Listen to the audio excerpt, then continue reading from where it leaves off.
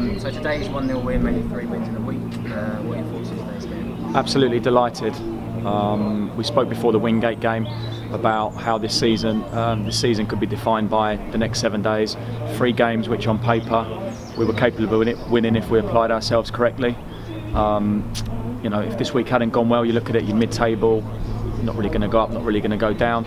The lads have put in a hell of a shift in for 7 days. 3 wins, absolutely delighted. 2 clean sheets in those 3 matches, and to get 9 points in a week is absolutely fantastic, and credit the boys and my staff.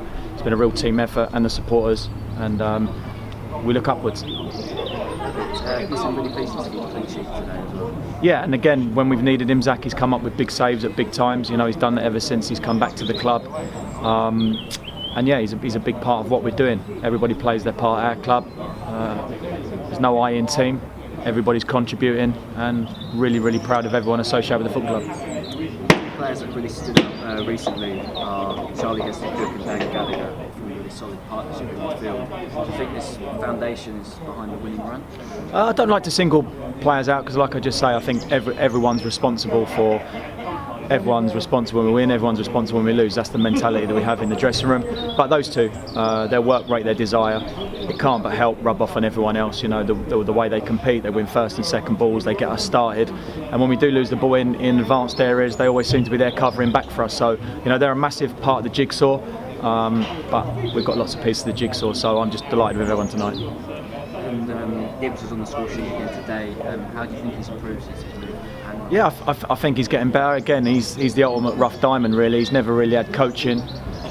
We can see improvement on a week-to-week basis, but there's so many aspects of the game where he knows he needs to get better. But the good thing about Ibby is, he's like a sponge. You tell him something and he wants to do it. Great attitude, always smiling, will always score goals. I just felt in the first half today that we probably had 7 or 8 half chances, and you just think, at half time you're going in 1-0 up thinking we should really have the game out of sight here, but it's just again in that final third we panic a bit, we lash at stuff, and obviously it was a game of 2 halves, because second half they came right into it, and just again I keep repeating myself, absolutely delighted with a 1-0 tonight. Perfect.